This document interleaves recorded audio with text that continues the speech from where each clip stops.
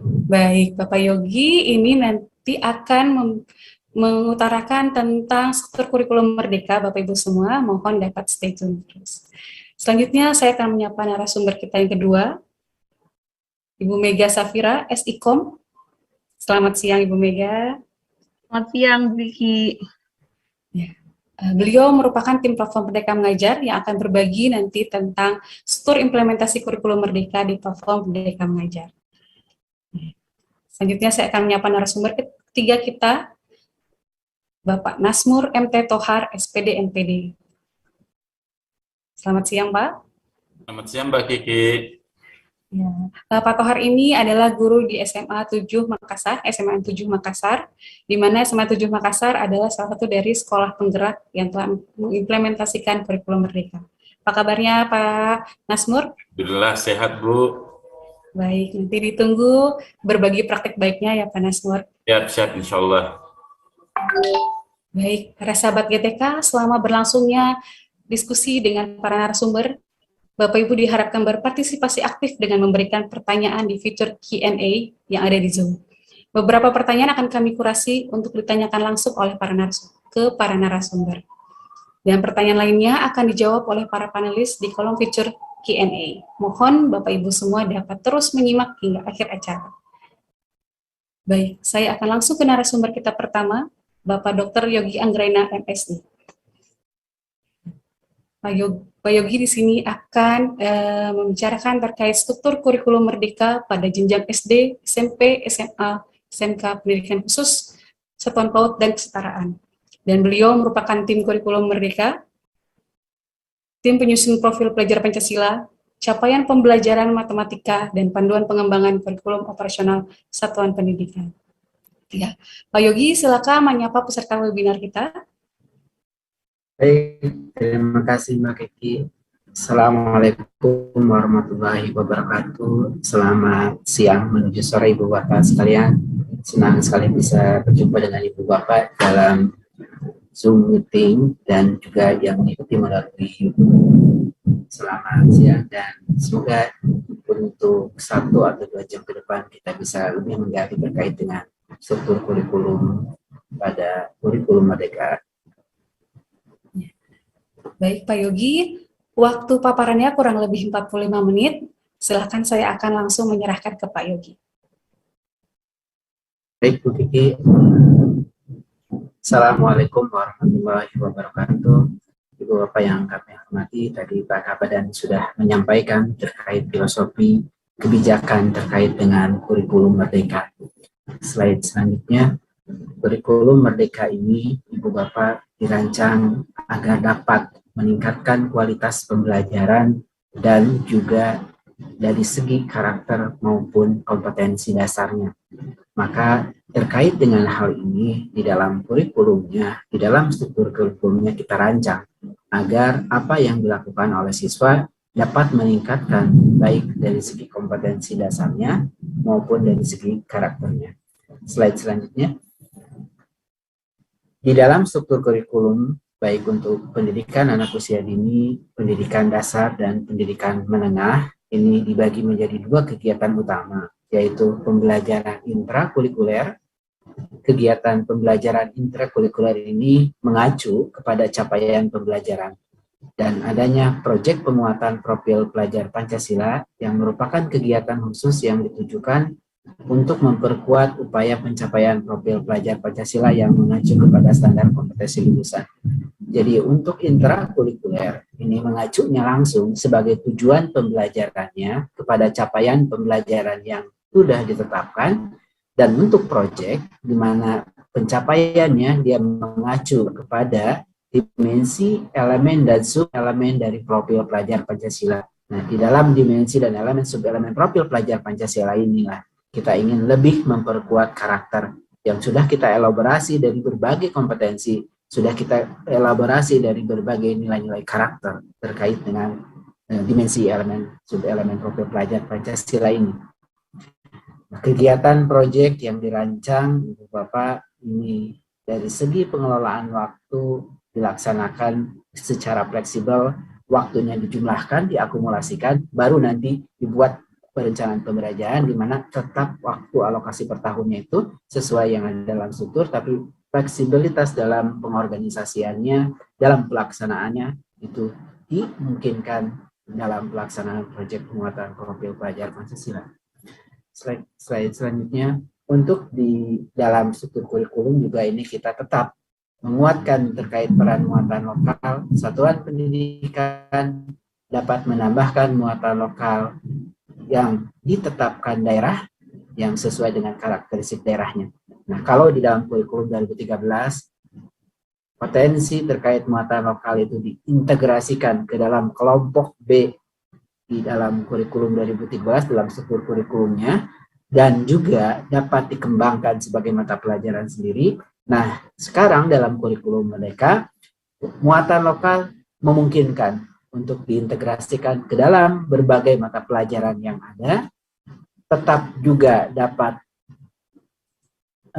diintegrasikan. Mohon maaf untuk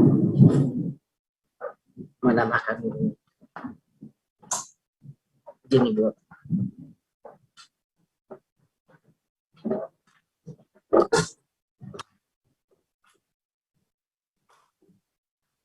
Mohon maaf ya Bapak karena low battery.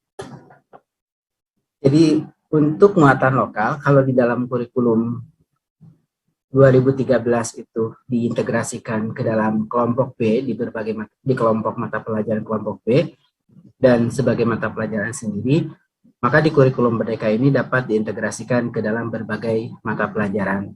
Lalu juga ada potensi untuk diintegrasikan ke dalam tema proyek penguatan profil pelajar Pancasila, di mana alokasi waktu untuk mengintegrasikan ini cukup banyak, hingga peluang bagaimana kearifan lokal, muatan-muatan lokal itu dapat dibangun di dalam pembelajaran. Slide selanjutnya.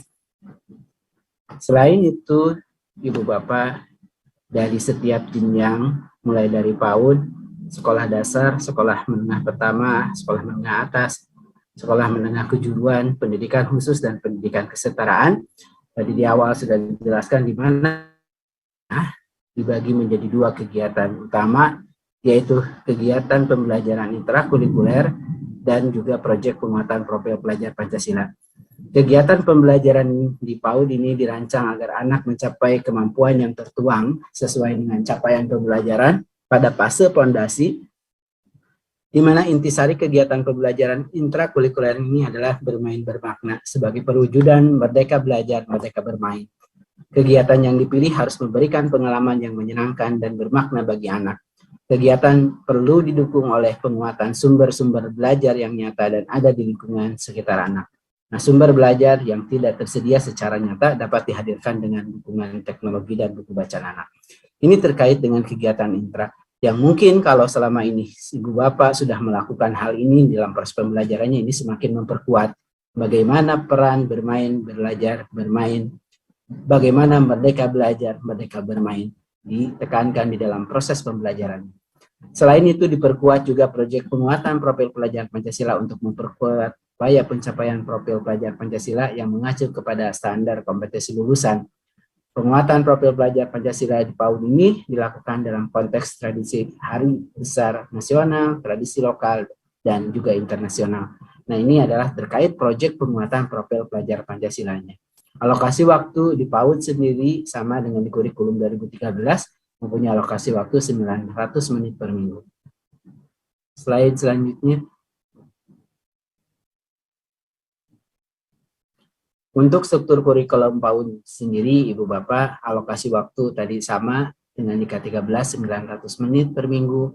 Pendekatan juga sama dengan di K13, yaitu disarankan adalah pendekatan bermain. Bermain adalah belajar. Mengutamakan menggunakan nilai-nilai lokal dalam pemilihan kegiatan agar bermakna menggunakan sumber belajar. Ini sudah dikatakan sejak K13. Dan mungkin kalau dalam pelaksanaannya belum sesuai yang harapan, semakin kita perkuat bahwa hal ini kita kuatkan, kita tanamkan kembali. Lalu ada pun beberapa perubahannya dengan kurikulum Merdeka, adanya terkait dengan proyek penguatan profil pelajar Pancasila yang untuk memperkuat upaya pencapaian profil pelajar Pancasila, lalu juga sebagai tujuan pembelajarannya, kalau di K13 adalah mengacu kepada kompetensi dasar, masa sekarang mengacu kepada capaian pembelajaran. Dan untuk mencapai capaian pembelajaran, satuan pendidikan memiliki kemerdekaan untuk memilih metode yang dirasa paling sesuai untuk diterapkan. Kegiatan yang dipilih harus memberikan pengalaman yang menyenangkan bagi anak dan bermakna. Nah, peningkatan penggunaan buku bacaan sebagai sumber belajar tidak nyata dalam upaya penguatan literasi dan karakter ini semakin kita perkuat. Slide selanjutnya, untuk di struktur kurikulum sekolah dasar. Nah, ini tadi sudah perkenalkan bagaimana kita memperkenalkan juga terkait capaian pembelajarannya. Adanya fase-fase, mulai dari fase A untuk kelas 1, kelas 2, fase B untuk kelas 3, kelas 4, fase C untuk kelas 5, kelas 6, dan fase D untuk kelas 7, 8, 9, fase F, fase E kelas 10, dan fase F di kelas 12. Nah, fase-fase inilah Ibu Bapak kita tuangkan capaian-capaian yang perlu dikuasainya agar satuan pendidikan, agar para pendidikan cukup waktu dan ruang untuk mengorganisasikan pembelajarannya. Sesuai juga di jenjang-jenjang atasnya, di sekolah dasar, semua kegiatannya dibagi menjadi kedua kegiatan utama, yaitu kegiatan intrakurikuler dan proyek penguatan profil pelajar Pancasila. Proyek ini mempunyai alokasi waktu 20% dari beban selama ini, beban belajar selama ini yang 100% dialokasikan untuk kegiatan intra. Nah, sekarang Ibu Bapak kita ambil waktu-waktu yang ada kurang lebih 20% di kegiatan ini dialokasikan untuk penguatan karakter melalui proyek penguatan profil pelajar Pancasila. Di mana pelaksanaan proyek ini dilakukan secara fleksibel. Waktu pelaksanaan, muatan, nah, tempatnya boleh di mana saja, bisa di sekolah, dalam kelas, atau di tempat-tempat pelaksanaan proyek. Waktunya itu juga fleksibel, bisa mungkin dilakukan setiap minggu, bisa dilakukan mungkin di dalam 1 bulan 1 minggu tertentu, bisa juga mungkin dalam 1 semester dilakukan 1 bulan tertentu, 1 atau 2 bulan tertentu. Nah, pelaksanaannya juga ini Ibu Bapak dilakukan secara fleksibel, dan sebagai tujuan pembelajarannya adalah dimensi-dimensi sub-elemen dari profil pelajar Pancasila, sehingga jelas tujuannya adalah penguatan ke-6 dimensi profil pelajar Pancasila. Secara pengelolaan waktu, proyek dapat dilaksanakan dengan jumlah alokasi waktu ya tadi dari yang ada dari semua mata pelajaran, dan waktunya tidak mesti sama. Di sekolah dasar ini proyek dilakukan setahun 2 kali. Nah, yang perlu kami tekankan bahwa untuk proyek ini, Bapak, karena sebagai tujuan pembelajarannya adalah capaian dari profil pelajar Pancasila, dari dimensi elemen dan sub-elemen profil pelajar Pancasila, mulai dari beriman bertakwa kepada Tuhan Yang Maha Esa dan berakhlak mulia, mulai lalu mandiri, bernalar kritis, kebinekaan global, kreatif, dan bergotong royong, maka dimensi itulah yang ingin kita perkuat. Jadi, kalaupun memang nantinya belum mampu mengaitkan dengan mata pelajaran, tidak mesti dikaitkan. Kalau sudah mampu, silahkan. Jadi, proyek ini dirancang tidak harus mengacu kepada capaian pembelajaran di mata pelajaran, karena dia yang perlu tujuan yang perlu dicapainya adalah dimensi-dimensi sesuai dimensi profil pelajar Pancasila. Selanjutnya, Ibu Bapak, untuk di sekolah dasar ini ada beberapa pembaharuan. Pertama, adanya mata pelajaran pendidikan Pancasila yang mungkin posisinya ini memperkuat sebelumnya pendidikan kewarganegaraan Pancasila, sekarang menjadi pendidikan Pancasila. Lalu ada juga mata pelajaran bahasa Inggris sekolah dasar sebagai mata pelajaran pilihan. Nah, inilah yang kita perkuat agar siswa nanti pada jenjang selanjutnya, kalau dari sejak awal sudah diperkuat bahasa Inggrisnya, sehingga pada saat jenjang selanjutnya tidak ketinggalan dan mudah lebih beradaptasi. Sehingga kita pada saat ini sebagai transisi, bahasa Inggris didorong sebagai mata pelajaran pilihan yang untuk mengajarnya, jika guru kelasnya mampu menguasai bahasa Inggris, punya kompetensi bahasa Inggris, silahkan diajarkan oleh guru yang mempunyai kemampuan bahasa Inggris. Karena di sekolah dasar kita ketahui merupakan guru kelas. Namun kalau misalkan guru kelasnya belum mampu menguasai, mungkin didorong, disediakan guru yang mempunyai latar belakang bahasa Inggris. Ataupun jika itu mungkin tidak memungkinkan, kalaupun di sekolahnya ada terkait dengan lagi program Kampus Merdeka, ya mungkin bisa juga diajarkan oleh mahasiswa yang menggunakan magang Kampus Merdeka ini untuk mengajarkan bahasa Inggris. Nah, ini dari kelas awal kita sudah siapkan capaian pembelajarannya. Kita sudah siapkan buku teksnya, agar nanti jika sekolah sudah mampu, silahkan diberikan mata pelajaran bahasa Inggris. Karena selama ini seringkali sekolah mengajarkan bahasa Inggris, ada yang diletakkan sebagai ekstrakurikuler, ada yang diletakkan sebagai muatan lokal. Dan sekarang kita diberikan waktu khusus, silahkan ajarkan bahasa Inggris sejak kelas awal sebagai mata pelajaran yang berdiri sendiri. Muatan lokal sama dengan K13, bisa diintegrasikan dan bisa juga berdiri sebagai mata pelajaran tersendiri.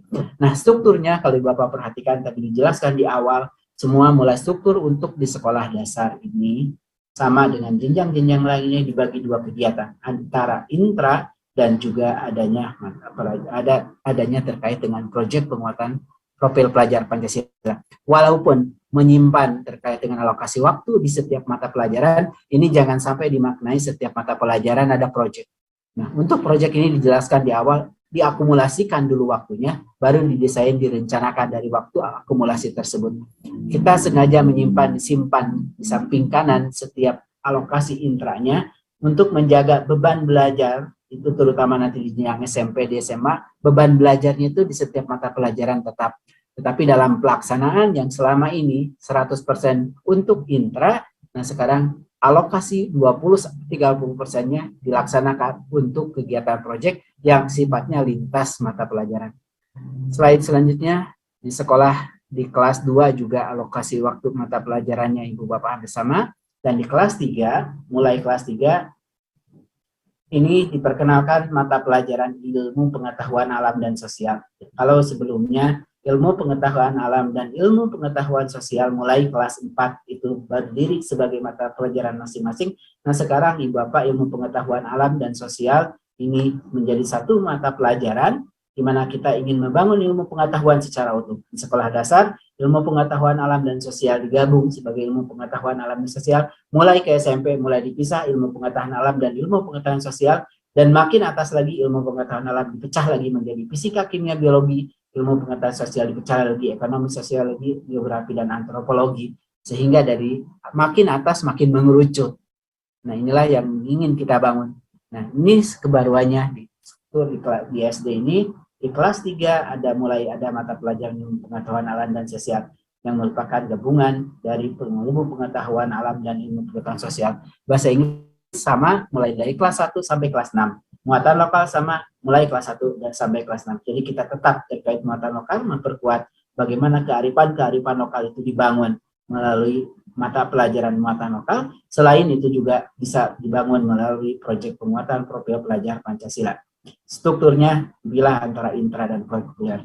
Slide selanjutnya, dan ini di SMA juga sama, di kelas 6 juga sama dari segi struktur dengan kelas 3 tadi. Cuma untuk alokasi waktu minggu efektif kalau di kelas 1, 2, 3, 4, 5 itu minggu efektif dalam setahun itu 36 minggu. Nah, untuk di SMA, untuk yang di SMP, di SD kelas 6, slide selanjutnya, di SD kelas 6 itu alokasi waktunya 32 minggu. Slide selanjutnya. Nah, untuk struktur kurikulum di SMP, Ibu Bapak sama juga dengan di sekolah dasar. Ada kegiatan intrakurikuler, ada proyek penguatan profil pelajar Pancasila. Alokasinya kalau di SD ini 20% kurang lebih, di SMP 25%, di SMA mulai 30%. Jadi alokasi bagaimana kegiatan proyek itu dilakukannya yang sama ya, dilakukan secara fleksibel, baik secara muatan maupun waktu pelaksanaan. Secara muatan, proyek penguatan harus mengacu pada capaian profil pelajar Pancasila sesuai dengan fase peserta didik dan tidak harus dikaitkan dengan capaian pembelajaran. Sama untuk di SD, SMP, maupun di SMA.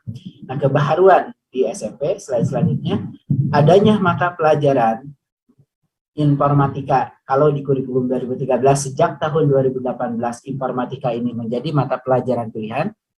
Slide selanjutnya. Maka pada saat ini posisinya informatika sebagai mata pelajaran wajib. Jadi pembaruannya untuk di SMP adanya satu mata pelajaran Pancasila menggantikan posisi mata pelajaran PPKN. Lalu yang kedua adalah mata pelajaran Pancasila mata pelajaran informatika yang sebelumnya mata pelajaran pilihan sekarang menjadi mata pelajaran wajib yang dapat diajarkan oleh guru yang mempunyai latar belakang informatika juga diajarkan oleh guru yang mempunyai latar belakang MIPA. Ini untuk di SMP. Jadi di SMP ini selain pengorganisasian yang membedakan antara intra dan project, juga kebaharuannya adalah terkait dengan mata pelajaran informatika yang menjadi mata pelajaran wajib. Jadi di SMP ini tidak terlalu banyak perubahan. Selain itu juga seni dan prakarya. Prakarya kalau di K13 itu mata pelajaran pilihan bersanding dengan informatika. Nah sekarang prakarya bersanding dengan mata pelajaran seni. Seninya pun siswa mengambil salah satu jenis seni tergantung yang diminati dan tergantung juga ketersediaan SDM yang tersedia. Jadi siswa fokus kalau memang tertariknya seni, ada guru seni, fokus ke ngambil seni musik saja. Kalau gurunya adanya latar belakang seni rupa, siswanya pun lebih nyaman seni rupa, silahkan ngambil seni rupa. Jadi mengambil fokus kepada salah satu seni. Nah, untuk alokasi waktu di kelas 7, kelas 8, ini minggu, efektifnya 36 minggu. Selanjutnya di kelas 9 itu alokasi waktunya itu kurang lebih 32 minggu. Slide selanjutnya. Untuk di SMA, Ibu Bapak, sama dengan di SMP selanjutnya. Di SMA ini fasenya terbagi menjadi dua, yaitu fase E dan di fase F, di mana untuk fase E ini ada 1 tahun ya, dan untuk di fase F itu 2 tahun. Jadi untuk fase itu sebenarnya direncanakan awal tiap 2 tahun, namun kita ketahui di SMP itu kan belum tentu seluruh siswa SMP itu melanjutkan, sehingga di SMP itu kita tarik ke kelas 9, dan di fase E ini sesuai rencana di fase E-nya di kelas 10 dan di fase F di kelas 12. Untuk struktur sama, ada kegiatan intra dan proyek yang kurang lebih alokasi waktunya 30%. Nah, Ibu Bapak, nanti di SMP ini di kelas 10 siswa akan mengambil mata pelajaran yang sama.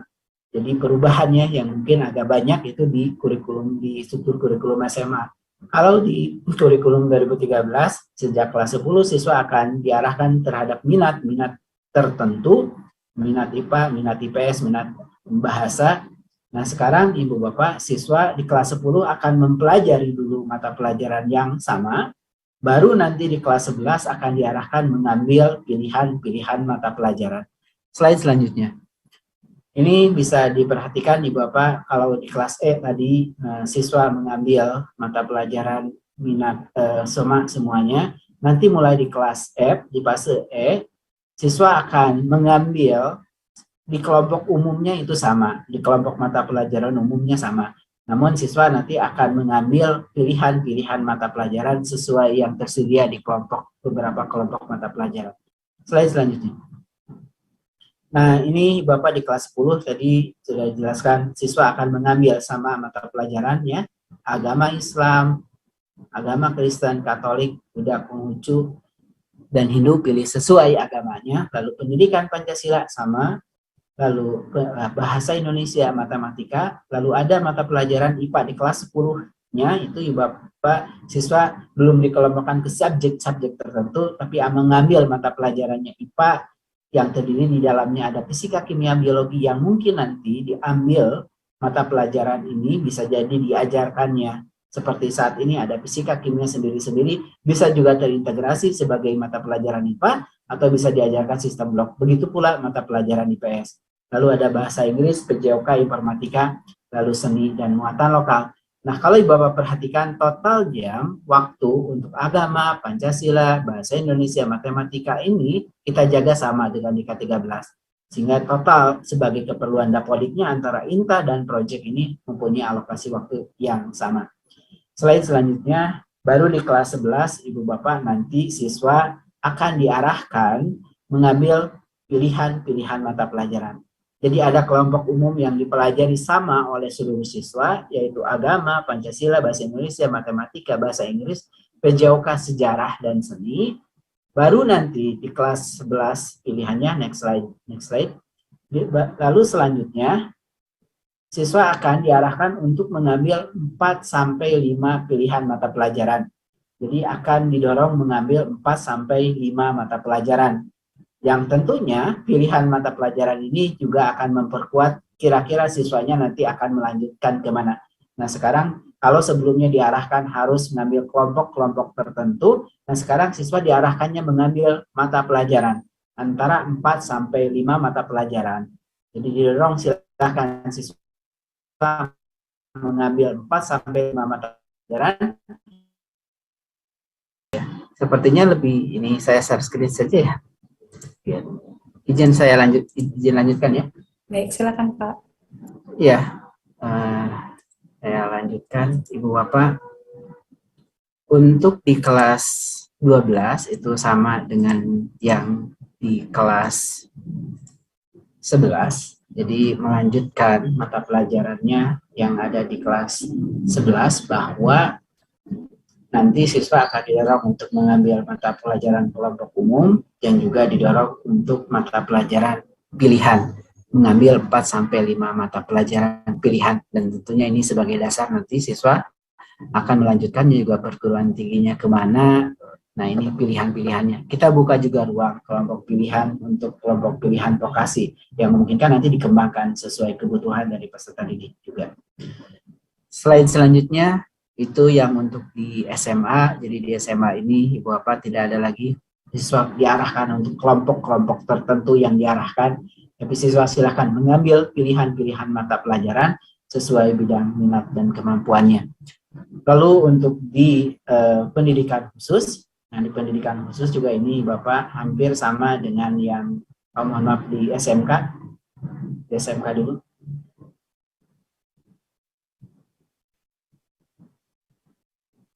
Nah, untuk di SMK, Ibu Bapak, di SMK ini juga di dalam penetapannya kita sudah melakukan penataan ulang spektrum keahlian.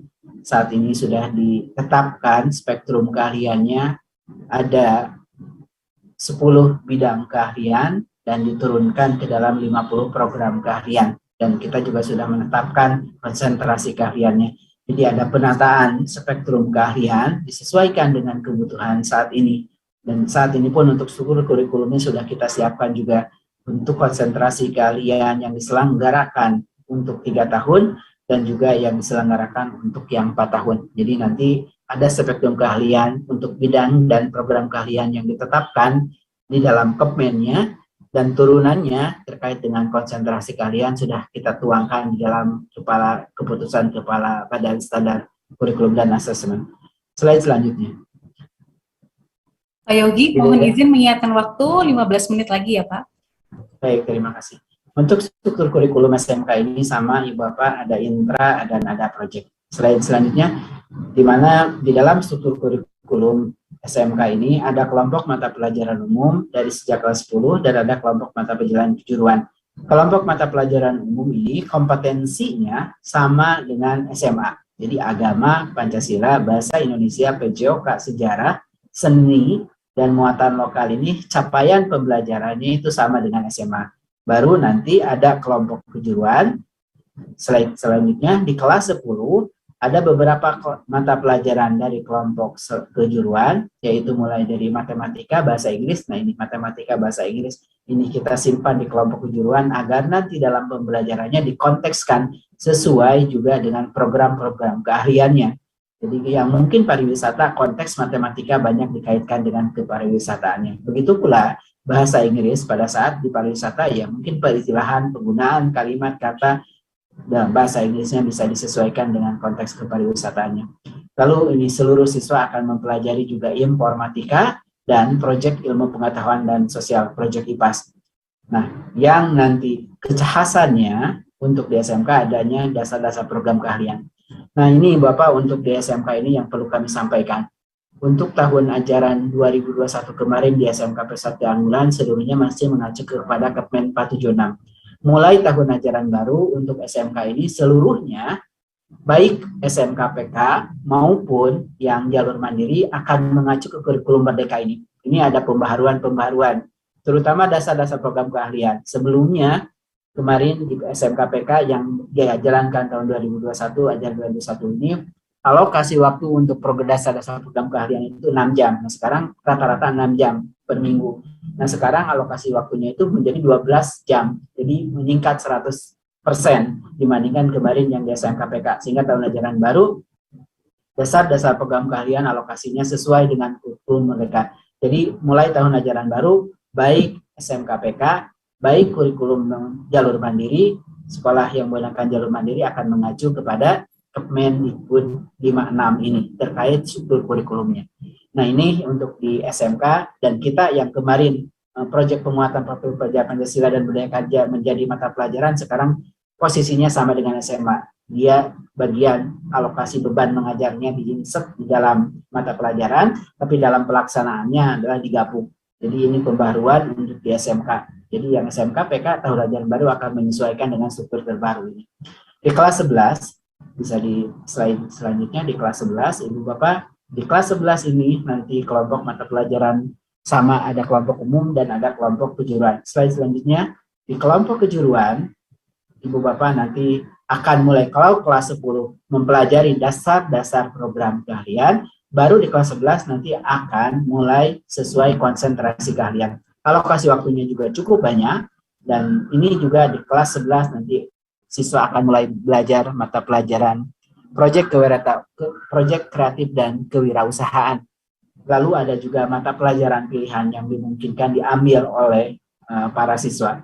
Nah, ini konsentrasi keahliannya sudah kita tetapkan, ada 128 konsentrasi keahlian yang dapat diambil oleh siswa, nanti disesuaikan. Ada konversifikasinya. Jadi kalau kemarin di kurikulum 2013 ada 146, nah ini sudah kita tata menjadi 126, sesuai juga dengan konsentrasi keahlian bidang dan programnya.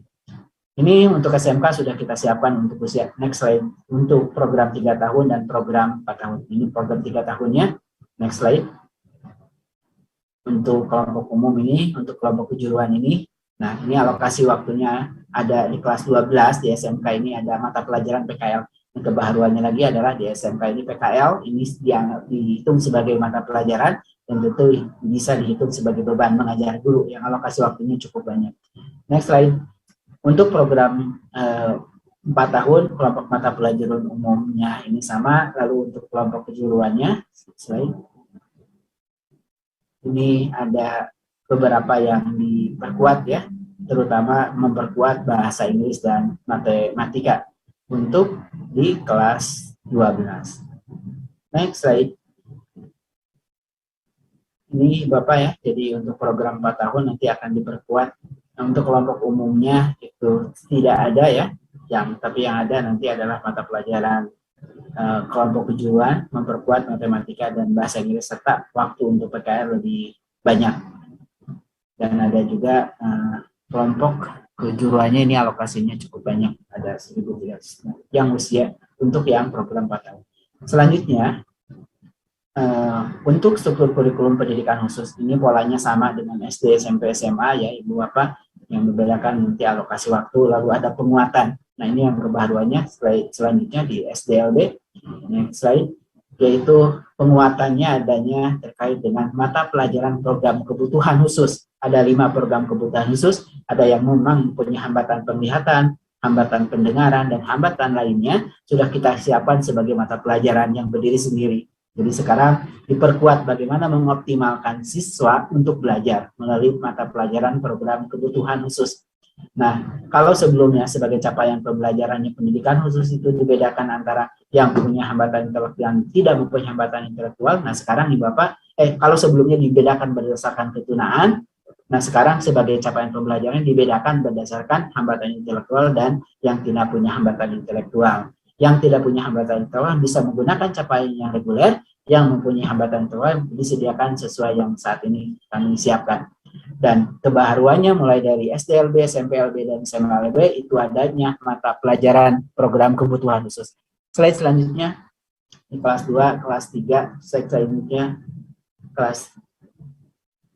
slide selanjutnya di SDLB ya, ini sama, ada mata pelajaran program kebutuhan khusus. Nama mata pelajarannya hampir sama dengan di SD. Slide selanjutnya, lalu slide selanjutnya, lalu di SMPLB nanti sama ya, dari segi struktur ada pembelajaran intra dan proyek. Slide selanjutnya ada mata pelajaran program kebutuhan khusus, dan mulai SMP karena kita ketahui ini perlu dikuatkan terkait keterampilannya, Maka di SMP LB dan di SMA LB itu ada kelompok keterampilan. Kita sudah menyiapkan 20 jenis keterampilan yang diambil, yang dapat dipilih oleh siswa. Nah, ini ada kelompok keterampilan mulai tata busana, tata boga, dan lain-lainnya yang sesuaikan dengan SKP 3PD-nya juga. Nah, kita sudah menyiapkan 20 mata pelajaran dari kelompok keterampilan yang dapat dipilih untuk siswa mulai dari SMP LB termasuk nanti dilanjutkan ke SMA LB. Slide selanjutnya. Jadi kebaharuannya untuk di SMP LB dan di SMA LB adanya satu terkait dengan mata pelajaran program kebutuhan khusus, dan untuk kelompok keterampilan ini yang berbeda dengan di jenjang pendidikan formal yang di SD, di reguler SD dan SMP, di mana kalau untuk SMP LB dan SMP LB ini ada terkait dengan penguatan terkait keterampilan. Slide selanjutnya, lanjut terus. Slide selanjutnya ini untuk pendidikan khusus di SMA LB, sama tadi sudah jelaskan kebaruannya adanya terkait mata pelajaran program kebutuhan khusus dan juga adanya terkait dengan keterampilan. Slide selanjutnya kita beralih ke terakhir, yaitu ke kelompok untuk di kesetaraan. Slide selanjutnya lagi, terus lanjut sampai ke kesetaraan. Nah, ini di kesetaraan Ibu Bapak, kalau kemarin di program sekolah penggerak ini belum masuk untuk yang non formal, maka untuk di kurikulum Merdeka ini sudah masuk. Di mana agak berbeda dengan yang formal. Kalau formal di dalam struktur kurikulumnya itu dibedakan intra dan project. Nah, sekarang dalam struktur kelompoknya ini adanya project itu kita simpan di dalam pemberdayaan dan keterampilan berbasis profil pelajar Pancasila. Nah, untuk kesetaraan ini, slide selanjutnya, kita tetapkan muatan belajar program pendidikan kesetaraan ini dinyatakan dalam satuan kredit kompetensi yang menunjukkan bobot kompetensi yang harus dicapai peserta didik. 1 SKK ini setara dengan 1 jam tatap muka, setara 2 jam tutorial, dan setara 3 jam mandiri. Karena kita ketahui karakteristik yang sangat beragam dari kesetaraan. Ada yang siswa-siswanya di usia belajar dan bisa masuk secara tatap muka, ada yang di usia belajar dan tidak bisa masuk secara tatap muka, ada yang di luar usia belajar, ada yang bisa masuk tatap muka, ada yang memang tidak bisa masuk tatap muka. Maka agak fleksibel terkait dengan muatan belajar yang kita tetapkan dalam SKK. Ini sama dengan di K13, pendekatan SKK. Next slide-nya, yang berbeda adalah kalau sebelumnya ditetapkannya per tingkat, nah sekarang diselaraskan. Kita tetapkan karena kompetensi sebagai capaian pembelajarannya per fase, maka SKK-nya kita tetapkan per fase. Perbedaannya dengan formal, kalau di formal itu ada, kita ambil waktunya dari setiap mata pelajaran kelompok umum, maka untuk kesetaraan ini kita ambil, kita simpan, kita integrasikan dalam mata pelajaran pemberdayaan dan keterampilan.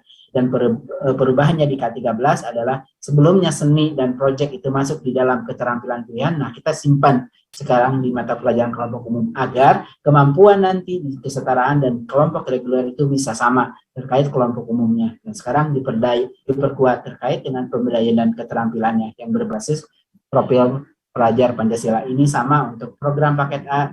Next, program paket B sama ya, ada kelompok umum dan kelompok kejuruan, termasuk nanti di program paket C.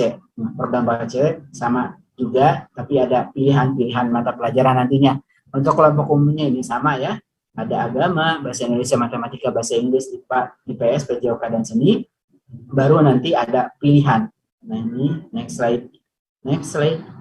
Nah ini ada pilihan-pilihan mata pelajaran. Nah ini yang ditetapkan alokasinya itu Ibu Bapak tidak diplot per mata pelajaran kalau untuk di kesetaraan, tapi ada waktu yang akumulasi yang bisa disesuaikan. Bisa jadi agamanya menyesuaikan alokasinya, yang penting total ke semua mata pelajaran itu alokasi waktunya terpenuhi. Lalu ada juga program pemberdayaan dan keterampilan berbasis profil pelajar Pancasila ini sama di semua jenjang. Nah, itu informasi terkait dengan kurikulum, struktur kurikulumnya. Jadi sudah kita siapkan untuk mulai dari PAUD, sekolah dasar, sekolah menengah pertama, sekolah menengah atas, untuk pendidikan khusus baik untuk SDLB, SMPLB, SMALB, termasuk juga untuk SMK, baik untuk program 3 tahun termasuk 4 tahun, dan juga sudah kita siapkan untuk yang non-formal, terutama untuk paket program kesetaraan. Jadi paket A, paket B, paket C sudah kita siapkan. Dan terakhir mungkin Bapak sebagai penutup sedikit menginformasikan terkait dengan kebijakan perbukuan. dalam implementasi kurikulum Merdeka. Karena ketahui ini perbukuan juga merupakan hal yang mungkin perlu dipertimbangkan dan mungkin juga perlu Ibu Bapak ketahui.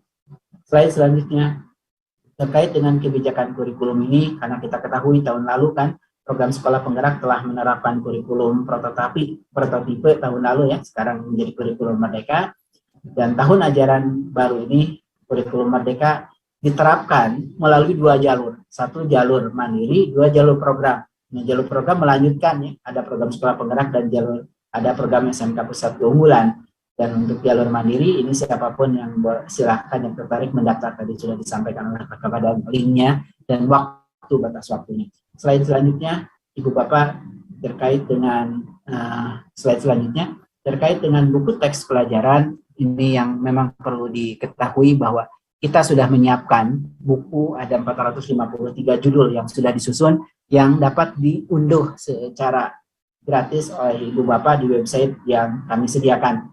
Nah, khusus untuk tahun ini, slide selanjutnya, untuk tahun ini penyediaan buku dalam kurikulum Merdeka dilaksanakan melalui kebijakan pengadaan khusus dalam periode waktu tertentu, terutama untuk sekolah penggerak. Ibu Bapak didorong segera melakukan pemesanan buku ke Siplah paling lambat di 30 April. Nah, ini khusus untuk sekolah penggerak ini melalui Siplah ya, yang periodenya sudah ditentukan. Dan untuk yang pelaksana sekolah secara jalur mandiri, ini selain tadi dapat memesan melalui Siplah paling lambatnya 10 Mei, juga nanti akan ada mekanisme melalui HET. Nah, kalau HET, nama penerbitnya siapapun boleh, tapi ada harga eceran tertinggi yang sudah ditentukan sesuai dengan zonasi sekolahnya. Jadi nanti ada HET. Jadi 2 jalur ini yang bisa dilakukan. Jadi sekolah nanti memesan bukunya menggunakan dana BOS ya, dana baik untuk sekolah penggerak SMKPK menggunakan BOS kinerja, kalau untuk yang jalur mandiri menggunakan BOS reguler. Slide selanjutnya. Nah, ini penyediaan buku ya Ibu Bapak sudah disiapkan, dikembangkan ya, versi digitalnya. Jadi kalau belum tersedia versi cetaknya dan ingin cepat memperoleh, untuk kelas 10 sudah kita simpan di website buku.kemdikbud.go.id. Jadi saat ini sudah Ibu Bapak lihat dulu, bisa download semuanya dengan mudah di website buku.kemdikbud.go.id. Di sana sudah kita simpan ya, untuk yang di kelas 10. Nah, kelas 11 nanti di bulan Mei, mungkin di atas tanggal 10 juga sudah tersedia untuk kelas 11. Kelas 11. Next slide. Next slide. Nah, ini penyediaan sebelumnya. Kembali sebelum. Ini penyediaan buku dalam implementasi kurikulum Merdeka. Jadi penyedia mendaftar melalui laman CB. Ini penyedia mengisi form ya, menyediakan, menyetujui, menampilkan identitas penyedia dan lain-lain. Lalu setelah itu penyedia terverifikasi diberikan akses untuk mengambil file ke pusat perbukuan, dan penyedia nantinya bersiap untuk mencetak buku sesuai dengan spesifikasi teknis yang ditentukan. Jadi ini penyediaan kurikulum Merdekanya nanti ya, Ibu Bapak, untuk bagi penyedia yang akan menggandakan nantinya. Tapi kalau untuk soft copy-nya, Ibu Bapak saat ini pun terutama di kelas 10, sudah Ibu Bapak bisa peroleh soft copy-nya untuk dipelajari sebagai perencanaan pembelajaran. Slide selanjutnya. Nah, ini penyediaan buku dalam implementasi kurikulum Merdeka, mulai dari perencanaan, pemilihan, dan penetapan calon penyedia, lalu pengembangan barang dan jasa. Ini tahapan-tahapan nanti jika akan dilakukan pengadaan barang jasa terutama dalam hal ini buku. Slide selanjutnya. Ini penyediaan buku dalam implementasi kurikulum Merdeka, membuat dokumen perencanaan, judul dan jumlah buku, batas akhir buku diterima di sekolah, lokasi serah terima, sumber daya, dan identitas. Nah, ini jika Ibu Bapak nanti melakukan pemesanan buku. Slide selanjutnya. Ini penyediaan buku dalam implementasi kurikulum Merdeka, pemilihan dan penetapan calon penyedia. Nanti akan membuka di laman Siplah, memilih Siplah, memilih penyedia, dan login melalui Dapodik.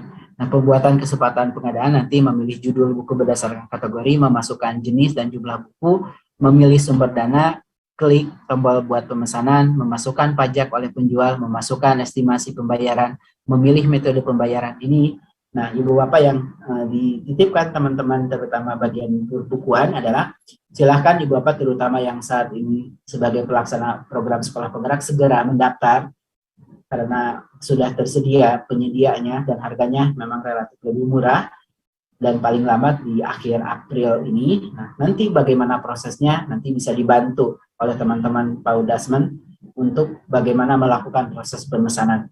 Nah, ini sudah ada 2 penerbit yang ditunjuk dan sudah dibuatkan surat edaran untuk segera memesan, terutama yang sekolah penggerak ke Siplah, di mana ada dua penyedia yang sudah ditunjuk.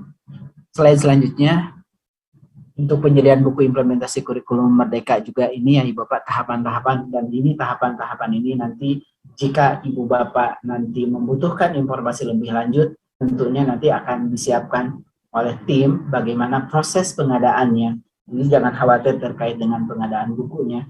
Jadi kalau saat ini dilakukan melalui penyedia yang sudah menang lelang, dan nanti mungkin disiapkan juga penyediaan buku yang melalui HEP, jadi yang penyedia yang bebas dan nanti melalui daftarnya melalui Siplah, lalu ditentukan harga, sudah kita tentukan harga eceran tertingginya.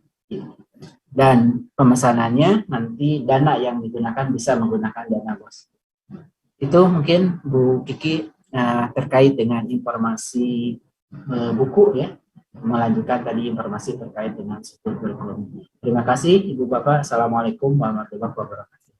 Waalaikumsalam warahmatullahi wabarakatuh. Terima kasih banyak Pak Yogi atas penjelasan yang komprehensif.